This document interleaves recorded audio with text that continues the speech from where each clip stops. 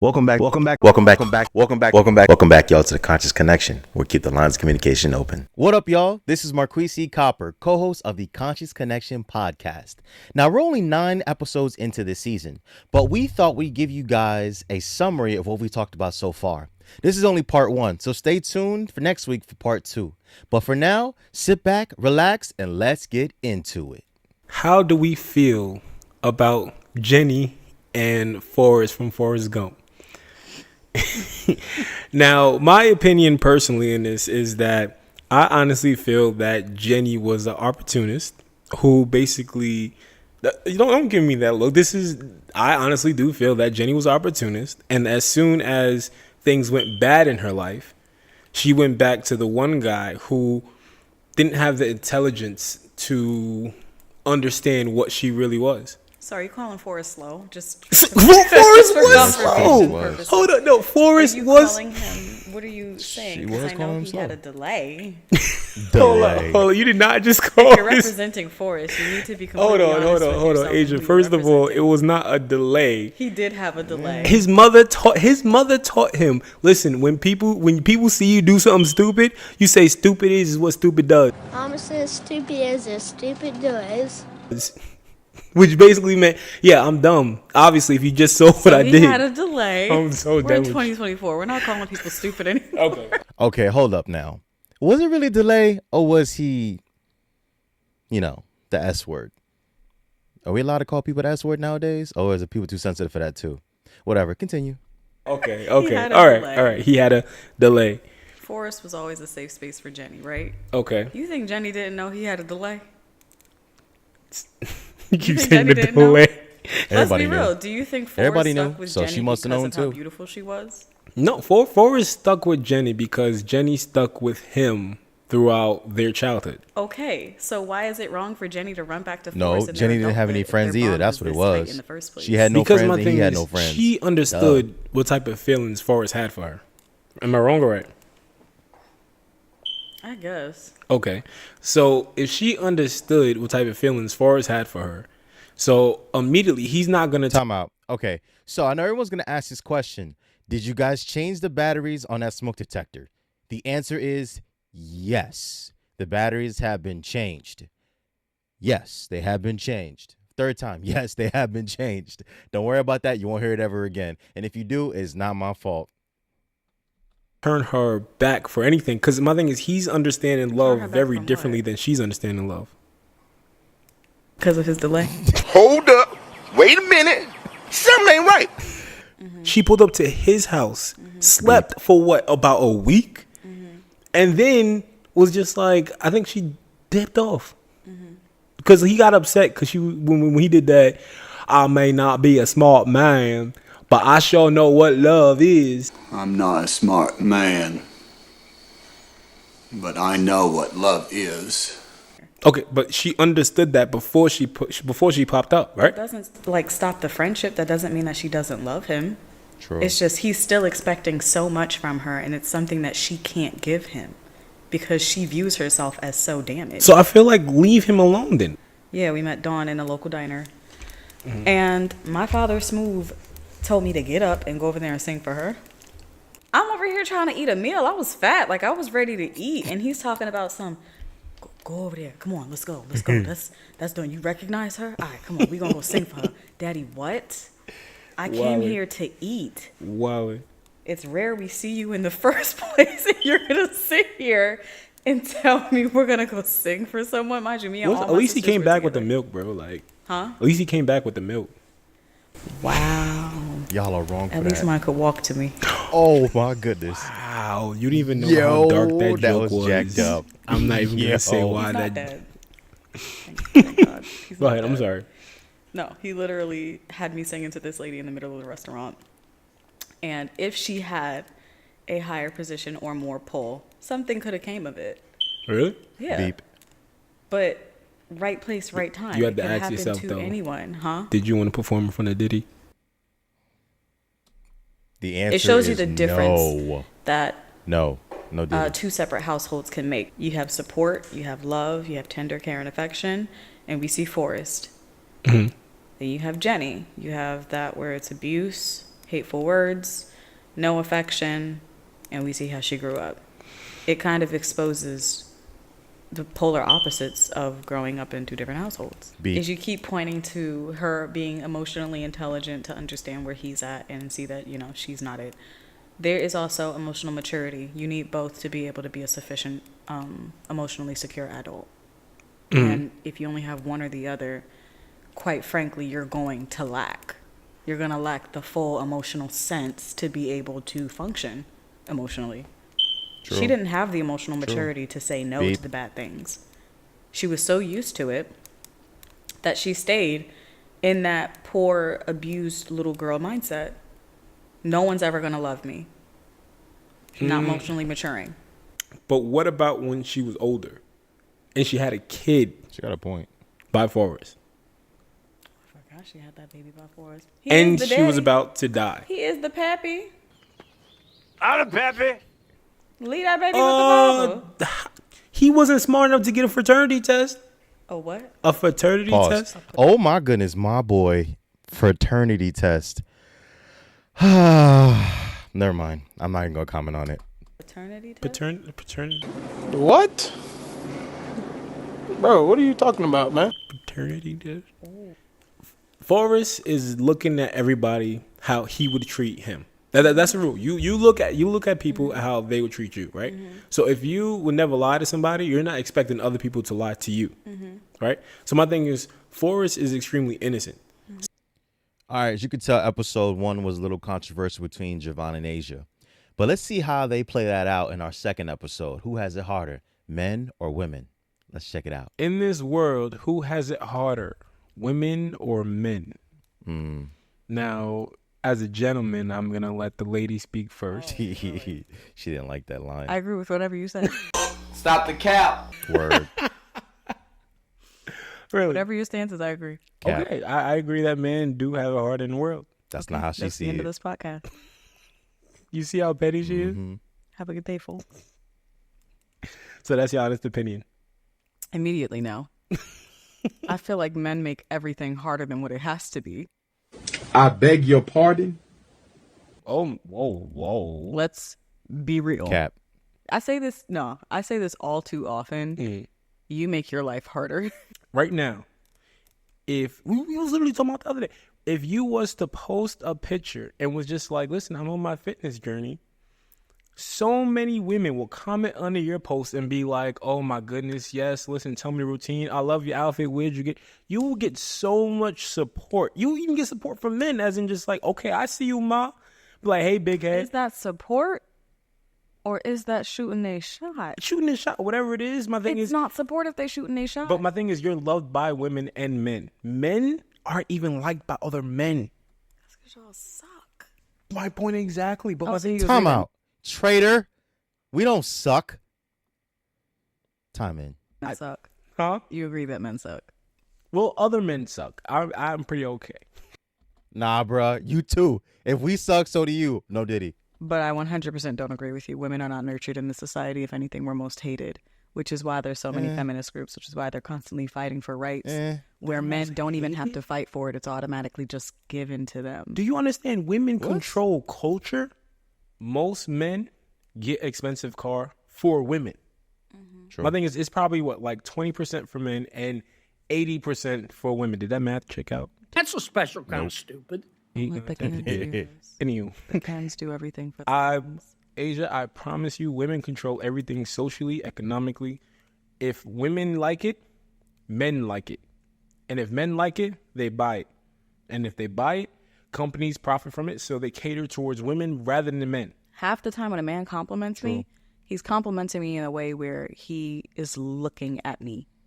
Not looking at me as a regular person, but looking at me as like, ooh, I want that.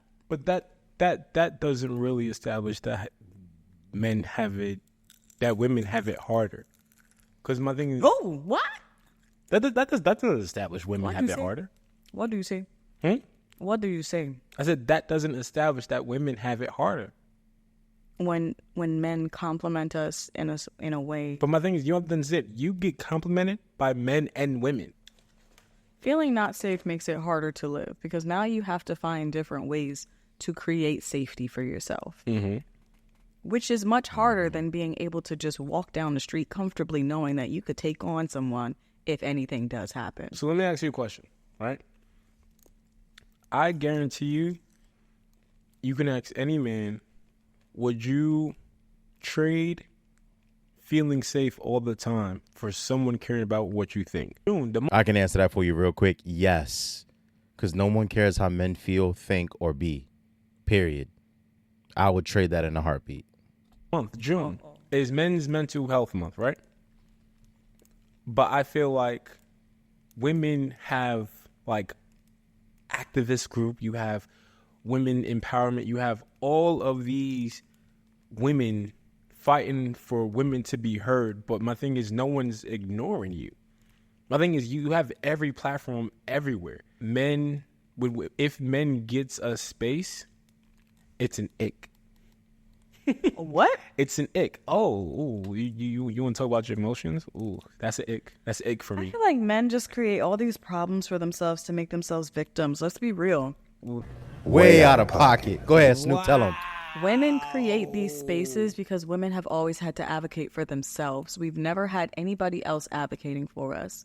And that's the issue. You want to know how women got time out. That is not true. That is not true. There's a reason why there's a term called simp, because there's a lot of people out there advocating for y'all. And unfortunately, they're throwing us underneath the bus to do it. Thank you. Time in. rights because women asked for them. We fought for them. They worked for them.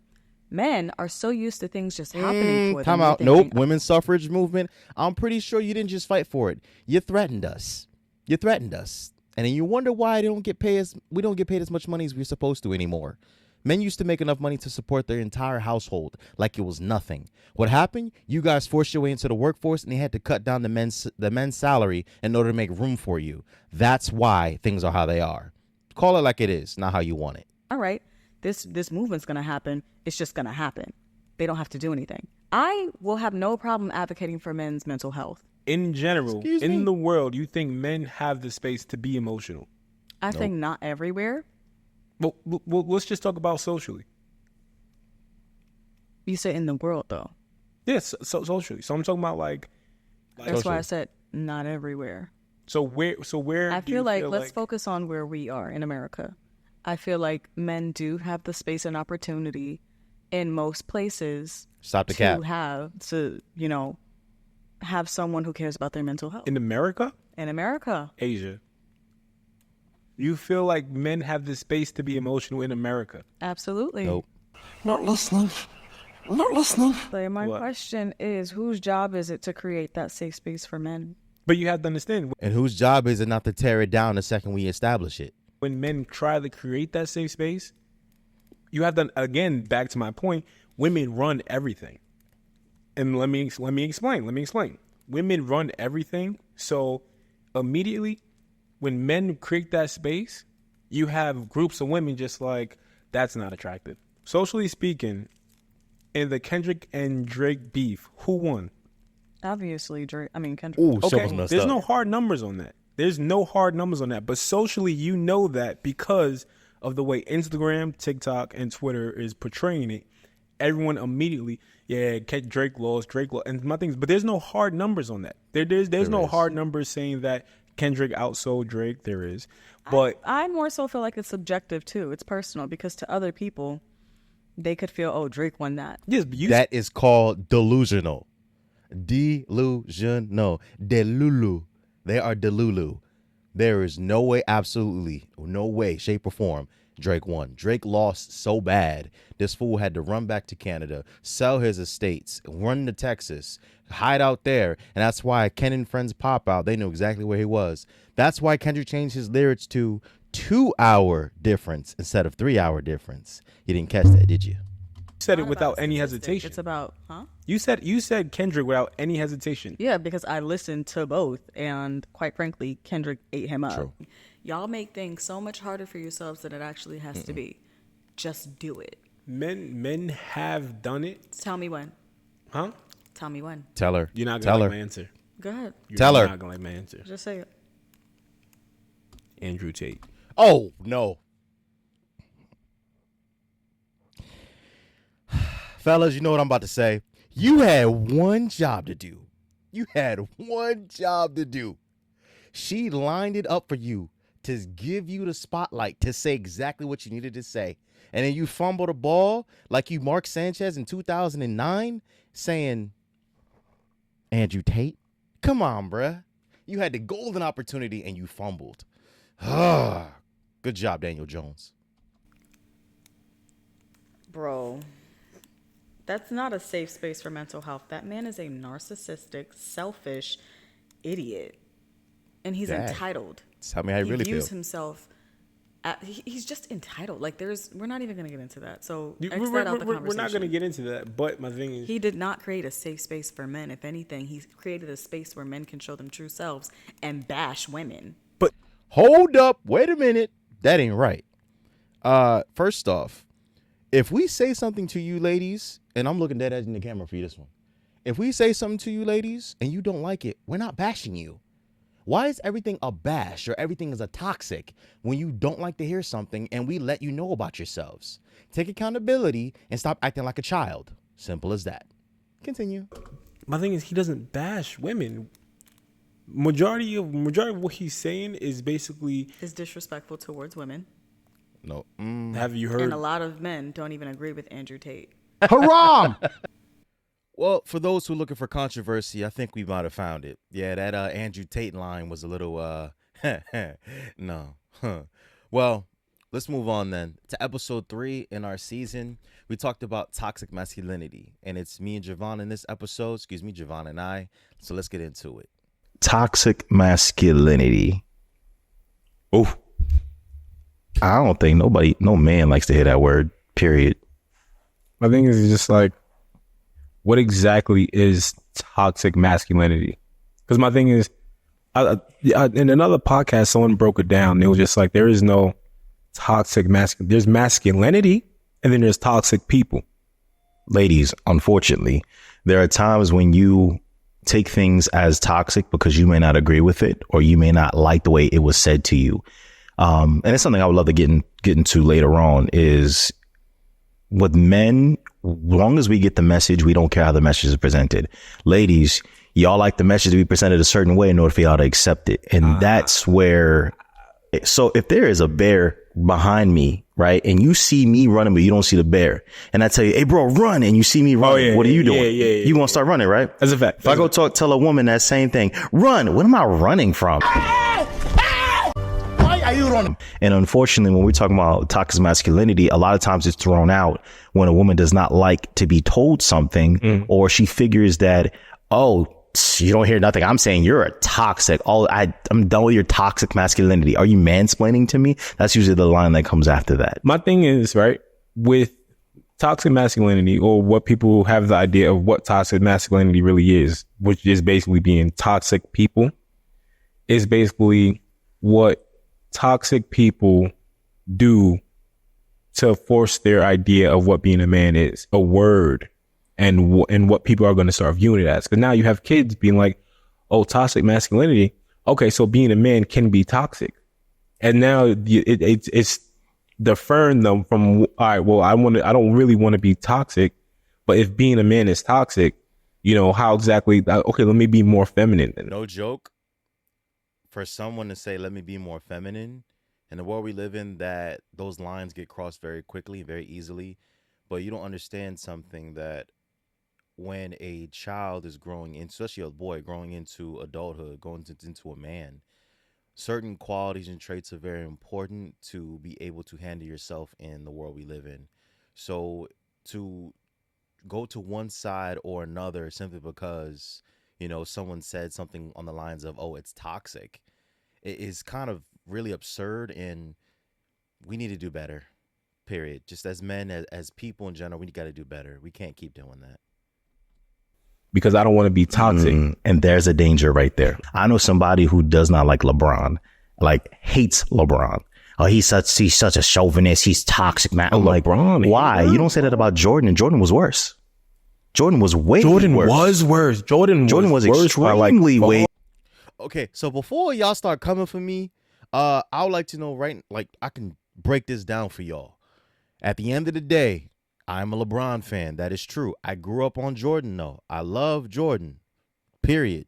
I love Jordan. I have his sneakers and everything. I love Space Jam. At the end of the day, no Phil Jackson, no rings. You can rebuttal me all day long with that, but I have a proven stat sheet that shows no Phil Jackson, no rings. You figure out all those years in the 80s where he got shut out by Bird, Magic, Kareem, and the Detroit Bad Boy Pistons. Come on now. Worse. That's a fact. When it comes to being that overly chauvinistic, he had to embarrass somebody. LeBron is a team player. And we're not going to get into that because whenever we always go with Jordan versus LeBron, there's always people that make these wild claims. We ain't going to go into that. That's off topic. But that's how people do it. They'll take one phrase and they'll use it against specific types of people, specific persons, and use that as an end all be all to describe anybody who's similar. And that might not, it's like generalized toxic people. Someone showing toxicity or having toxic traits. It just so happens that when people don't like it, it's usually referred to spitted back at the masculine side or men, because usually men don't say that line. That's a woman line. Started gravitating more towards females. Why? Because now I don't have to put on this mask. We could talk about stuff that literally I don't have to think about. Right? What do you mean by that? I'm seeming like less masculine to men, and now they're just like, oh, don't worry about those guys. They're just toxic masculinity. But what they're doing isn't wrong. It's just that's the stuff that they're interested in. That's the stuff that they grew up on. And my thing is, this is the stuff that I grew up on. Correct. But my thing is to say something's toxic because they like that stuff, and that's what society sees what men are into. It's just different people. There's nothing's toxic about either one of them. So when you talk about masculinity, if you say toxic masculinity, I already know you're talking about toxicity in a man. If you say toxic femininity, I already know you're talking about toxicity within a female or a woman. So yeah, I see why they put the emphasis on it, but I also see your point too, is that why is there such an emphasis on using gender as a means to make toxicity so much bigger than what it actually is? Yeah. When people don't like being told things or things they do not want to hear, they'll call it toxic because they have no other way to respond to it. They know they have no other way to respond, so they call it a negative. That's a quick way to people do that. There's a word for that. There's two words for that. One is called delusional. And the second word that you're really doing is deflecting. That's all it is. It's a deflection mechanism. The men at that time, they're all in these clubs. They're with women and this and that. And he's just like, listen, I have my woman back at home. He said he would go there, but he would drink and he would stand on the sides and he would just go back. And then he said it got to a point when they pressed him, and it was just like, listen, you come here every night. We're around these women. You're not around no women. What are you, gay? And he was just like, that was that trigger word back in the day. That was that trigger word. Oh yeah. It's a big trigger word. Right. But the thing is, again, I think I was about like 13 when he told me this story. Right. And it just solidified so much in me. Cause like he said, he looked him in his face and he said, you know what? He was just like, I don't want to be around women. That's my personal opinion. He just like, that doesn't make me less of a man. That doesn't make me more of a man. That makes me me. And he was just like, but if you want to challenge my manhood, we could go outside. If I raise up, gonna be trouble. Trouble. He said, if you want to challenge my manhood, we could go outside. And I could catch me outside. How about it? Show you how much of a man I am. But he was just like, but you're not going to come up to me and be like, you're not sleeping with all these women, so you must not be a man. He was like, that doesn't make me a man. In your eyes, that's probably what makes you a man. I don't agree, but we're not going to have this conversation. I can show you what a man I am, but that's not the reason. And that's why I feel like it's not their fault that they was solidified in their thinking. It's just the men that they were around at that time. Correct. Their surroundings. Yeah. I know that was a lot of talking for me, so I'm gonna just no. That was perfect because you know what? They said the same thing about being a product of your environment. There is being a product of your environment, but there's also understanding that you may come from the pot you may be cooked in, which is where you come from, your upbringing. But what you make from that pot is who you are. You don't have to let the pot bars. You don't have to let that pot dictate what you're going to be.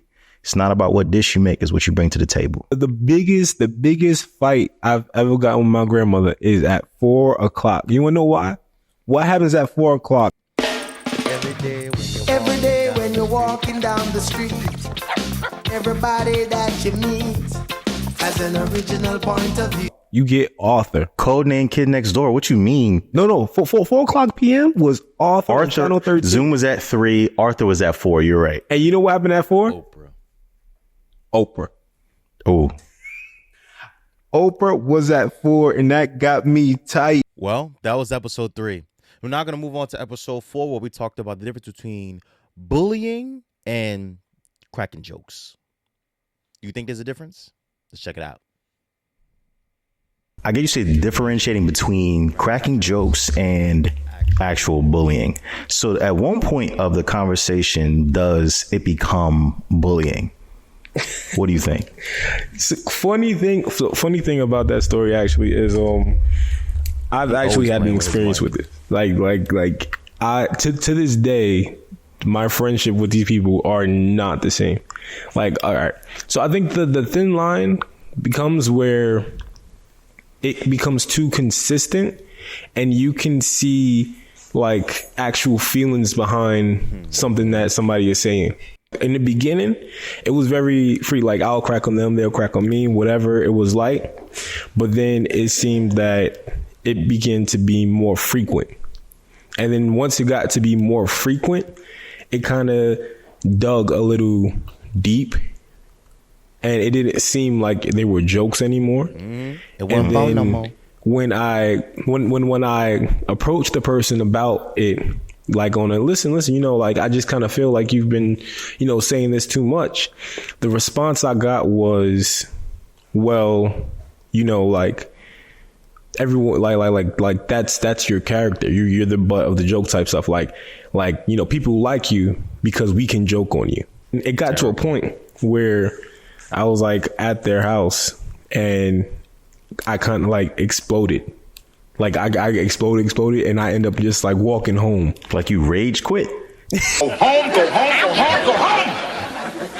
I don't have to take this. I'm going home. I'm going home. It's like now I have friends that we can conversate without joking on each other. Like I think that's the line. I think that's the line. If you can't have a conversation without joking on each other, then it's just like, okay, so you need a punchline. But my thing is like the friends I have now, we can joke on each other, but we can go have like a whole bunch of conversations without nobody coming at nobody. I had and through middle school, through high school, I was always the butt of people's jokes. But see, at one point in time, I didn't mind because that allowed me to be in part of the conversation. And I had a classmate in the 6th grade. He said to me, yo, I don't care what everybody say about you. You're a real man already. And I said, what you mean by it? I say, yo, you can sit there and let them talk all these kinds of things about you and you laugh with them. A man who can laugh at his own downfall, put it this way, a person who could laugh at their own downfall is a real man or woman. Actually asked my uncle when I was younger what a chin check was. Oh, we call it G-check too. Oh, really? We used to call it G-check. That's it has to be a Jersey thing. It is a Jersey thing. But yeah, so like a chin check is just like when you're in a group of your friends and obviously, you know, you don't want to hurt them. But at the same time, they said something so disrespectful that it's past the line. You kind of like, you know, punch them on the chin, but not hard enough where it hurts. Just like, yo, watch your mouth. Like your father just passed. And I'll be like, oh, you going home see your daddy? It's just like, oh, yeah. Yo. Yeah. Them fighting words. Just, yo, who you talking to? Out of pocket. Sounds fake. Hey, yo.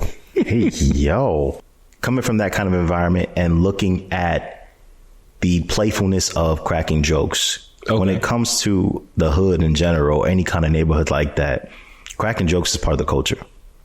We crack jokes. That's simply it. You come to school wearing some free japs or something like that, you gonna get cracked on. You come to school wearing some Skechers, when you know in the hood Skechers were off limits. You came to school wearing Skechers. There was jokes with some light up Skechers. The blinky dudes, blinky dudes. Now they didn't know about no blinky. No. Jokes were thrown, and it was to the point where even teachers were in on it. Now, teachers wouldn't crack jokes, but some teachers, if they noticed that a kid was going too far, like was bullying the kid, to make it fair, to even it up, some teachers will allow you to crack jokes on them in front of them, and would not say nothing. And long as it didn't go too far, like once your mama came out of somebody's mouth, it was over. Nah. It was a fight. And when I tell you, every gym class was a Yo Mama fest. Oh my goodness. Yo mama. Yo mama. Yo mama's mama. Yo auntie. Yo auntie's mama. My auntie's mama is the same person as my mama's mama. Okay, then grandmama then. It was so bad. I remember going home and just throwing up brainstorming mama jokes because I'm just like, I refuse to go down. Like, yeah, your mama's so fat. Yeah. Oh, wait till tomorrow. It's going down. I was cold too sensitive. I was. I feel like when there is a snowball effect of jokes, there's no like, oh, you're being too sensitive. Nah, bro. If I told you first time, like, yo, chill, like you going a little too far. If I tell you that, you look at me, laugh, and keep cracking jokes. Well, now I gotta tell you a second. If I gotta tell you a second time, then you know you've gone way too. Like the joke is over. If I'm looking at you with a straight face, like you cracking jokes, I was laughing. I'm like this. You should already know that it's not funny no more. It's no longer funny. You've crossed a line. This happened in 4th grade. I was 10 years old. I'm gonna try to make this as quick as possible. But there's this girl that moved into our class, and she really wanted to be popular. She wanted to be popular so bad. So none of the girls in the class liked her from point blank, like point jump. Nobody liked her at all. No, none of these girls liked her. So she figured, maybe I can get the guys to like me. Give money to different dudes based off of what she thought of them and how much she liked them. So if she likes you a little bit, she gave you like $5. If she liked you a lot, she gave you like 10, 15. Having a black mama who's like, okay, where do you get that money from? Who gave you that money? Get that girl back her money. You can be her friend, but you don't got to take her money. Right. So I went back to school the next day, give her back her money. In her twisted mind, me giving back the money and me saying to her, I can be your friend. I just don't need your money to be your friend. Her mind, she thought, oh, he says no in general. So we're walking up the stairs, right? And it's so weird. I felt like this air on the back of my neck. And then I felt a hand grab me by the back of my shirt. We were halfway up the steps, right? So I'm gonna look at your steps and I'm looking at as an example. We were halfway up those stairs. That little hand on my neck, grabbing my shirt, and he pulled me, and I went flying down the stairs. I didn't touch the stairs. I landed on the ground, didn't touch not one stair on the way down. What in the Baki? Like, he got that much strength? Him and 2 other boys run down the steps. Run down the steps. And as they get down there, I feel the first kick, the second kick, the third kick. First kick in my stomach, second kick in my back. The third kick was in my face, and he had on boots. Like, Timberlands. Kids in the hallway going, fight, fight, fight. And I'm like, no, I'm getting beat up. Like, no, it's not a fight. I'm getting ripped. Getting jumped. I'm getting jumped, like, in the worst way, in a way that I can't protect no part of my body. I'm getting kicked in such a way I can't protect nothing. That's crazy. And the kids are blocking the teachers from coming in, and 1 or 2 teachers are like at the top. They're not really trying to get involved. And only one teacher, I see her swimming through these kids, and she's like, get out the way, get out. I'm like, you could do that? I was like, you could push kids like that? But she's like pushing them out the way to see what's going on. Try and see like you get. And up through that whole time, nothing but kids on the left and the right side. And guess what they're all saying? Cry, baby, cry, baby, baby, cry, baby, cry, cry, baby, cry, baby, baby, cry, baby, cry. The entire way up, I heard what she said to him. So what she had said was, oh, she said that you said something about my grandmother. Liar. That just passed away. She lied. That's what she told him. She a liar. Way out of pocket. Word. Can you believe that? All because you wanted to make friends. It's in-school suspension. She got suspended as well, but her grandmother found out where that money came from. Oh, whooped up behind. That money was the rent money. Oh, yes, sir. Is the fact that she had to go back to school and point out all the boys she gave money to and try to get the money back. Oh, yeah. And you just sitting there like, don't you dare point at me. I get it. That's why we just messed to begin with. I gave the money back. Yeah, point back at me, and I'd be like, okay, I gave you $10. I'll smack you right now. Because me simply saying, I don't want your money, to her, she took that as a crack. That's crazy. But my money's not good enough for you? That's why I understand at a young age, learning how to communicate is key. Yeah. Because I have so many stories on me not having social skills that kind of ruined a lot of stuff in a young. We're not talking about it on this episode, but we gonna get into that in another episode, because there's some stuff where not understanding social skills ended up creating a lot of problem romantically, friendship wise, and even with like teachers. It's just like, understanding socially, you need to understand that type of thing. Well, that was episode 4. If you're wondering if any of those stories are actually real, yes, they were real. Yes, that actually happened. Yes, I was thrown down the stairs, and yes, I was jumped in the stairwell. That is a full, real, true story. You don't believe me? I don't care. It's a real story. It happens. Our young ones are going through things in school that parents do have no clue what they're going through. So my recommendation, parents, talk to your children, check in with them every day. And I don't mean just say, hey, how you doing? How was school? I mean, have in-depth conversation with your children. Save them before it's too late. Because if you don't raise your children right, the world will raise them wrong for you. Do the right thing. But that goes to everybody. Let's watch out for everybody. Watch out for the kids. But moving on to our last episode in today's segment. This last episode, we went into something a little bit deeper. Can a toxic relationship be fixed or salvaged? Let's take a deep dive into that. Let's get into it. Can a toxic relationship be fixed or salvaged? What do you think? A toxic relationship is kind of like a drug, right? Mm-hmm. And with drugs, you have Stay touching that mic. Dopamine, right? Most drugs overfeed you dopamine, and dopamine gives you those happy receptors, right? And with a toxic relationship, they feed that dopamine. They feed those happy receptors.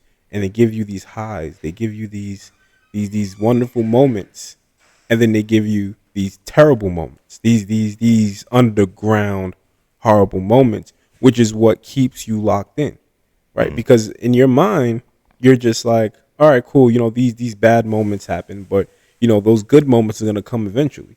I feel like when it comes to toxicity and within a relationship, right? You can define it all day long, any kind of way you look at it. And it's not necessarily being unhappy, because really, no relationship is meant to be happy. What do you mean by that? It's what you make out of it that causes happiness. But it's not supposed to just immediately be happy. That means work has to be put into practice. Mm-hmm. So if something has become toxic, it's because one or both people in the relationship have either neglected their person that they're with, their duties, and or each other's feelings, space, or emotional well-being or security. Do you feel that it's okay for someone to say I love you back if they do not feel it? It's not okay. Ooh. So if someone came to you and they like, it's never okay. This person you've already been seeing, you've been dealing with them already, and you have not felt it in your spot, in your spirit, in your heart, that you love them yet. It's still in the butterfly phase. It's still in the infatuation phase, maybe. Mm-hmm. Is it okay for you to then go and tell them, I love you too, even when you don't mean it, just to give a response? Use a master manipulator. I can give you an experience where that did not pan out well for me. And you said, oh my goodness. And this experience. The answer to that question is, it is not okay. I went over to her and I was just like, listen, I think you're really cute. And I think you're really pretty. And she immediately got attached. Immediately just clung on to me and would not let go. And I was just like, oh my gosh, what have I done? And she was just like, I love you. And I was just so afraid. I just said, I love you too. And immediately she asked to get married. You got a girlfriend, Nesbit? Norbit. No. What you do now? You use that as a way of gaslighting. They'll say, I love you, in the means of causing emotional response. Fellas, unfortunately, a lot of us have done that, and women have fallen, head over heels. And you have done that, sir? That is toxic. I have not done that. Oh, okay. I say I say we fellas because I generalize. So I don't like to say, "Oh, you fellas," because that just looks like you're pointing the blame at somebody. But by including everybody, you get a general sense of this is something that a lot of men tend to do, which really that's not really a men trait. That's a little boy trait, and those little boy traits that we got to talk about later. Little boy traits that guys need to get rid of and develop into mature men. Can a toxic relationship be fixed? I think it's one of those things where if you're willing to put the work in, because I feel like with a toxic relationship, a lot of damage is done, and certain damage can't be undone easily. And my thing is, when I say easily, I'm talking about like years of work. And a lot of people, especially this generation, don't have the patience or the attention span. When it comes to the mental health aspect of it, and I'm going to always go mental health, number one focus, right? If you're someone who's suffering from depression, right? And that person that you're in a relationship with is neglecting you mentally and emotionally, which is the two facets that make up your makeup when it comes to who you are as a person. Someone neglects you like that, right? And they constantly talk bad about your past, right? They constantly go at your triggers, even though they know your triggers. They throw things in your face. There comes a point where you have to choose yourself. There comes a point where it's not necessarily fixing the relationship. It's realizing this person's never going to change. If you have growth and that other person sees your growth and they choose not to change, it is not your responsibility to stick it out. You're on it right now. Social media. Social media is the number one. Every time. Okay, hold on 1 second. Let's go to the timeout. I'm sorry. Social media is the number one cause of toxic relationships. Have you ever seen a couple who cancels out all social media? Oh, yeah. They're great. You know what they're called? Grandma and grandpa. That's what they're called. They're called grandma and grandpa. My parents don't have no. Well, actually, my mom is on Facebook, and I be telling her to get off because she be on it like in my comments. People are looking for reasons to leave instead of looking for reasons to stay. And bars. I was hoping you was gonna be like bars. Bars.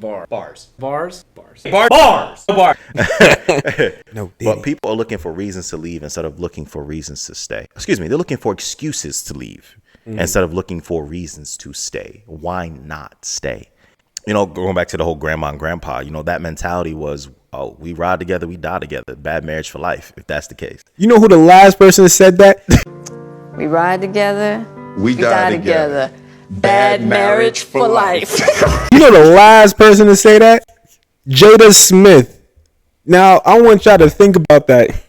So even if the marriage wasn't exactly the greatest, they stuck it out and they made it work. And you noticed the whole benefit. The family benefited more. The grandkids had more of a thorough relationship. The thing about it is, even then, it is not your responsibility to tell some kid to not listen to their own parents. So when somebody sees this pattern and they go to the kids and just like, hey, listen, you know, maybe you shouldn't do this. I know your mother and father said you should probably do this, but they're saying that because they have dealt with, like, they was raised with this type of trauma. Let it stop with you. You should probably not do this. Yeah, but it's a measure of responsibility, respect, and minding your own business. Mind your business, that's all. Mind your business.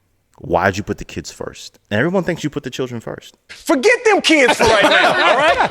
Take that ball to the sideline. Everyone thinks so. Agreed. The thing about it is, what came first? What came before the house? Before the house came the foundation. Okay. Before the house is put up, before the walls are placed up, there's a foundation. But a solid foundation, right, creates a stabilization for walls to be fashioned and placed up and a roof to go on top to fully furnish it in a way that it protects from the elements, protects from earthquakes, protects from even just man-made things that may possibly damage or ruin the home. Facts. Right? Okay. Your relationship is that foundation. You build on that foundation. You create a family. You create your children. You create the environment for your children to have a calm, safe space in a way that they can express themselves and feel like a kid and not have to grow up too fast. You create all these things from that foundation. You are the foundation. What happens on the foundation on a house when it cracks? you get sinkholes inside the house. Sinkholes, you get the house can collapse. Mm-hmm. So what do you think happens to a relationship when you allow the foundation, you neglect each other and focus strictly on the kids? What happens? Well, that relationship starts to get toxic. And what happens after it starts toxic? It starts to get crack. That's fair. And after it cracks, That's it gets fair. sinkholes and then falls apart. AKA, that's why divorce rates are so high. Your children are not the controlling stake in the relationship. They are beneficiaries. They benefit from whatever you do. By you having a stable relationship with each other and keeping it strong, guess what? Those children now have a stable relationship in the home and with you as parents. Those are things you create from your foundation. The biggest ways that you mess up your relationship is when you put your kids first. Because what happens when the kids are grown and they're out of the house? A lot of these older couples, you know what they're doing? They're divorcing. Because they don't know how to be a couple anymore because they let the foundation crack, sink, and go into complete turmoil. Nasty. You're my number one priority, right? Everything you, but at the same time, I understand when you talk about that foundation of a relationship, cool, but the children still come first. I feel like I do. I feel like the children have to come first. What did I say came out of that foundation? Huh? What did I say came out of that foundation? What did you create? You create the structure. You created a family. Those children are part of that family. Yeah, but And I think they go that before family the foundation. the foundation that the family is built on is you two. So when I mean putting you guys first instead of the children, I'm not talking about taking the food out the stomach, and just ignoring the children. I'm talking about you creating this space where you two are working together to help each other take care of those kids. And when someone usually steps out of a relationship, it's because they're mostly checked out. It doesn't just happen out of the blue. It is something that has led gradual. up to this. So when your kids are affected by things, oh, mommy, daddy is arguing at home. Guess what? You know why that kid is telling the teacher at the school that mommy, daddy is arguing? Because their foundation at home is already jacked up. And that child is now being affected. The foundation cracking affects the family. The family directly affects the children.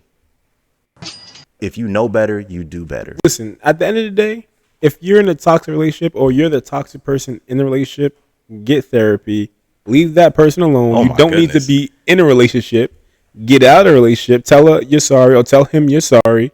Seek a therapist. Work it out. And then come back maybe later on in your life. That's just one man's opinion. My guy over here just laid it out as if it's that easy. it's not. But those are some decent steps to take. I'll just say, if you can't trust that person, you shouldn't be with them. If you can't love that person, if you're in a specific predicament where you are, you have to be grown. I'm tired of saying that. You really got to be grown about your stuff. A toxic relationship be fixed. Don't sugarcoat it. Just be grown. Communicate as much as you can.